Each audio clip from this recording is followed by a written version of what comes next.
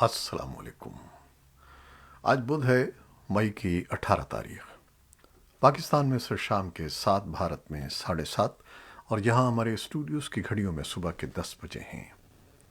Voice of America Washington کی Urdu service سے میں ہوں خالد حمید، خبروں کے ایک بلٹن کے ساتھ۔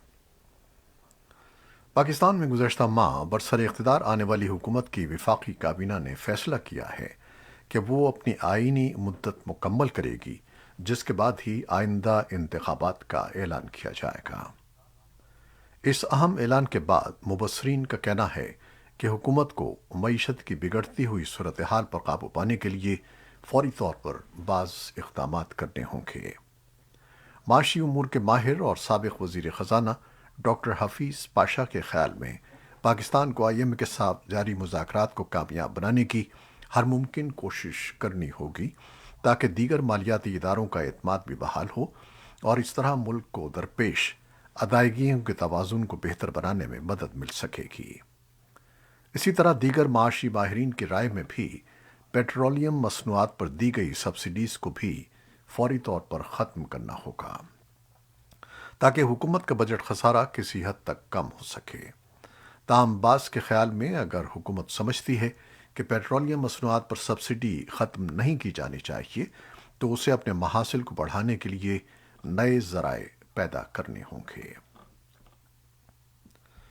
پاکستان کے وزیر خارجہ بلاول بھٹو زرداری عالمی سطح پر غذائی تحفظ اور اقدامات کی ضرورت پر وزارتی اجلاس اور سلامتی کونسل کی طرف سے بین الاقوامی امن و سلامتی برقرار رکھنے، تنازعات اور غذائی تحفظ پر کھلی بحث میں شریک ہونے کے لیے منگل کو نیو یارک پہنچے۔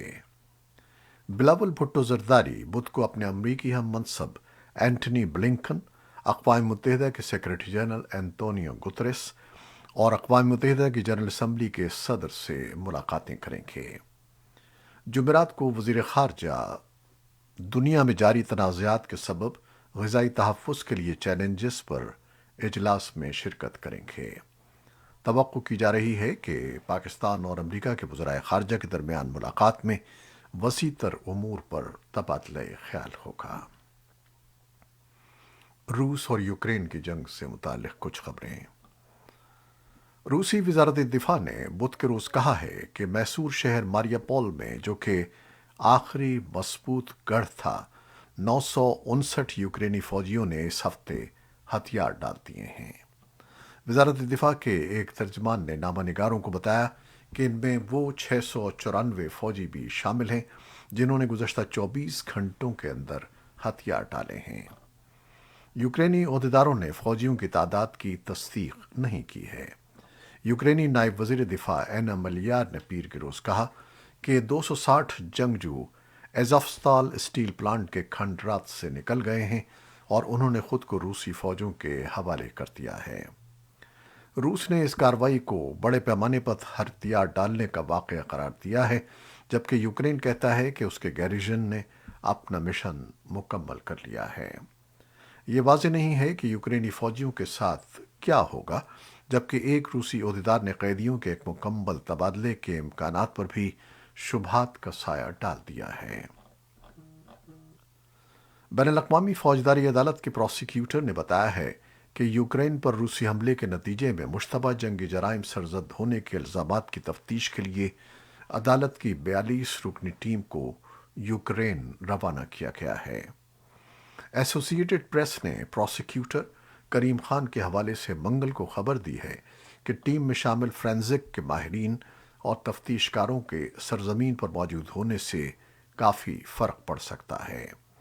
کریم خان نے کہا کہ اگر حقائق کو مناسب انداز سے اکٹھا کیا گیا تو ایسے ثبوت آئندہ کسی ممکنہ سماعت کی کارروائی کے دوران نیدرلینڈ میں قائم عدالت کے سامنے پیش کیے جا سکیں گے، جن کے نتیجے میں باضابطہ مقدمہ درج ہونے کا امکان ہوگا۔ فن لینڈ اور سویڈن نے یوکرین پر روسی حملے کے پیش نظر باضابطہ طور پر نیٹو فوجی اتحاد کی رکنیت کی درخواست دے دی ہے۔ نیٹو کے سیکرٹری جنرل یانس اسٹالٹن برگ نے بدھ کے روز اس کا اعلان برسلز میں نیٹو کے ہیڈ کوارٹرز میں کیا، جہاں دونوں ملکوں کے سفیر ان کے ہمراہ موجود تھے۔ ادھر روس کا کہنا ہے کہ وہ فن لینڈ کے 2 سفارتکاروں کو ملک سے نکال رہا ہے اور بحیرہ بالٹک پر توجہ مرکوز کرنے والی ایک کثیر القومی تنظیم سے بھی الگ ہو جائے گا، کیونکہ فن لینڈ اور سویڈن کے نیٹو میں شامل ہونے کے عزائم پر کشیدگی برقرار ہے۔ امریکی صدر جو بائیڈن جمعرات کو وائٹ ہاؤس میں سویڈن کی وزیر اعظم میگڈالینیا اینڈرسن اور فن لینڈ کے صدر ساولی نینیسیتو کا خیر مقدم کریں گے۔ سویڈن اور فن لینڈ نے منگل کو نیٹو میں شمولیت کے لیے اپنے فیصلے کا اعلان کیا، جبکہ ترکی کا کہنا ہے کہ وہ کرد عسکریت پسندوں کی مبینہ حمایت کی وجہ سے غیر منسلک نارڈک ممالک کو اتحاد میں شامل نہیں ہونے دے گا۔ پاکستان میں آرٹیکل 63A کی تشریح سے متعلق سپریم کورٹ کے فیصلے کے بعد پنجاب کی سیاسی صورتحال دلچسپ ہو گئی ہے۔ فیصلے کے بعد یہ سوالات اٹھائے جا رہے ہیں کہ تحریک انصاف کے 25 منحرف اراکین کے ووٹوں کے ذریعے بننے والی حمزہ شہباز کی حکومت برقرار رہ سکے گی یا نہیں۔ خیال رہے کہ منگل کو سپریم کورٹ نے آئین کے آرٹیکل 63A کی تشریح سے متعلق بھجوائے گئے صدارتی ریفرنس پر فیصلہ سناتے ہوئے کہا تھا کہ ایسے اراکین کا ووٹ شمار نہیں کیا جائے گا۔ بعض قانونی ماہرین کا کہنا ہے کہ سپریم کورٹ کے فیصلے میں ابہام ہے، لہٰذا اس کا اطلاق حمزہ شہباز شریف کے بطور وزیر اعلیٰ انتخاب پر نہیں ہوگا۔ البتہ بعض قانونی ماہرین کہتے ہیں کہ حمزہ شہباز کو مشکلات کا سامنا کرنا پڑ سکتا ہے۔ پاکستان کے صوبہ بلوچستان کے علاقے ہوشاب سے مبینہ خاتون خودکش حملہ آور کی گرفتاری کے خلاف ضلع بھر میں شٹر ڈاؤن ہڑتال کی جا رہی ہے، جبکہ پاکستان چین اقتصادی راہداری سی پیک شاہراہ پر خواتین اور بچوں نے دھرنا دے رکھا ہے۔ سیکورٹی فورسز نے اتوار اور پیر کی درمیانی شب ہوشاب کے علاقے ارزو بازار میں ایک مکان پر چھاپہ مار کارروائی کرتے ہوئے نور جہاں نامی خاتون سمیت 2 افراد کو حراست میں لیا تھا۔ سیکورٹی ذرائع کا دعویٰ ہے کہ نور جہاں سی پیک روٹ پر چینی قافلے کو نشانہ بنانا چاہتی تھی، جس کے خلاف مکران ڈویژن کے تھانے CTD میں FIR درج کی گئی ہے، جس میں دہشت گردی کی دفعات بھی شامل ہیں۔ ادھر نور جہاں کی گرفتاری کے خلاف تربت میں بدھ کو M8 سی پیک شاہراہ پر مردوں کے ساتھ خواتین کا احتجاجی دھرنا تیسرے روز بھی جاری رہا۔ نور جہاں کے خاوند فیض بلوچ نے اپنے ایک ویڈیو پیغام میں اہلیہ پر عائد الزامات کی تردید کی ہے۔ پاکستان کے ضلع اوکاڑہ کے گاؤں میں منگل کی شام جماعت احمدیہ سے تعلق رکھنے والے ایک نوجوان کو دستی چھرے کے وار کر کے قتل کر دیا گیا۔ پولیس نے دینی مدرسے سے ایک روز قبل فارغ ہونے والے نوجوان حافظ علی رضا کے خلاف قتل کا مقدمہ درج کر لیا ہے۔ مقتول کے ورثاء کا کہنا ہے کہ اسے مذہبی منافرت کی بنا پر قتل کیا گیا ہے۔ کابل میں پیر اور منگل کو ہونے والے مذاکرات کے بارے میں پاکستان نے سرکاری طور پر کسی قسم کا بیان جاری نہیں کیا ہے، مگر افغانستان میں طالبان حکومت کے نائب وزیر اطلاعات اور طالبان کے ترجمان ذبیح اللہ مجاہد نے ایک ٹویٹ پیغام میں مذاکرات کو نتیجہ خیز قرار دیتے ہوئے کہا ہے کہ حکومت پاکستان اور تحریک طالبان پاکستان کے درمیان مذاکرات طالبان حکومت کی وساطت سے مکمل ہو گئے ہیں، جبکہ کالعدم شدت پسند تنظیم تحریک طالبان پاکستان کے ترجمان کے جاری کردہ بیان میں نہ صرف مذاکرات کی تکمیل کا ذکر کیا گیا ہے، بلکہ مذاکرات کی تکمیل پر حکومت پاکستان کے خلاف جنگ بندی میں 30 مئی تک توسیع کا اعلان بھی کیا گیا ہے۔ پچھلے چند مہینوں سے ملک بھر میں جاری تشدد اور دہشت گردی کے زیادہ تر واقعات کی ذمہ داریاں کالعدم شدت پسند تنظیم تحریک طالبان پاکستان کے علاوہ داعش نامی تنظیم بھی قبول کرتی رہی ہے۔ امریکہ کے ایک سرکاری ادارے کی رپورٹ میں اگست سن 2021 میں افغان سیکیورٹی فورسز کی اچانک شکست کا الزام واشنگٹن کے امریکی فوجوں کے فوری انخلا پر عائد کیا گیا ہے، جس کے باعث طالبان نے افغانستان پر قبضہ کر لیا۔ افغانستان کی بحالی کے خصوصی انسپکٹر جنرل سیگار نے، جنہیں اس جنگ زدہ ملک میں بحالی کی نگرانی سونپی گئی ہے، بدھ کے روز ایک رپورٹ جاری کی جو امریکی حکومت کی پہلی رپورٹ ہے، جس میں بتایا گیا ہے کہ Afghan national defence and security forces اچانک شکست سے دوچار ہو گئیں۔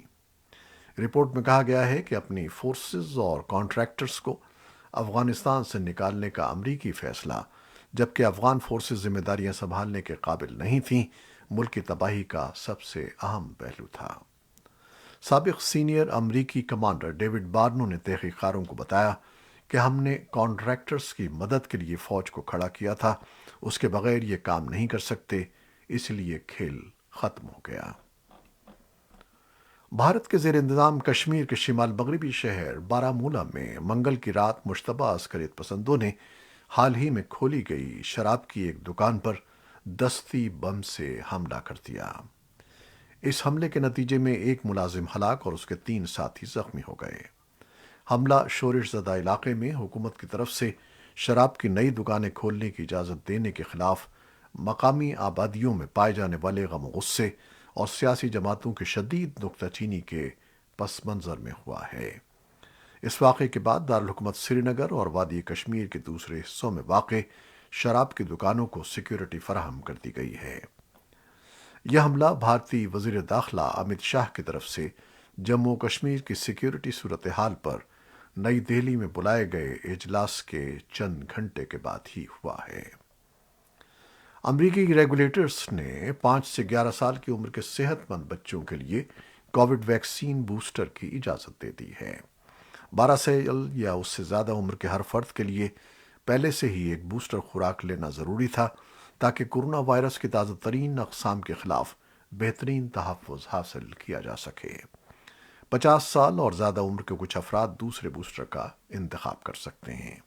فوڈ اینڈ ڈرگ ایڈمنسٹریشن کی کارروائی نے اب کم عمر بچوں کے لیے بھی فائزر کے تیسرے ٹیکے کی اجازت دے دی ہے، جو آخری خوراک کے کم از کم 5 ماہ بعد دی جا سکتی ہے۔ یہ تھیں وہ خبریں جو فیس بک لائیو پر ہم نے آپ کے لیے پیش کی۔ ہماری ویب سائٹ، یوٹیوب اور پوڈ کاسٹ پر یہ بلیٹن آپ کے لیے پوسٹ کر دیا جاتا ہے۔ آپ ہمارے بلیٹن کو شیئر کرتے ہیں اور اپنے کمنٹس میں اپنی محبتوں اور دعاؤں کا اظہار کرتے ہیں، جس کے لیے ہم آپ کے فرداً فرداً مشکور ہیں۔ خالد حمید کو کیمرہ مین قذافی بابر کے ہمراہ اجازت دیجیے گا۔ اللہ حافظ۔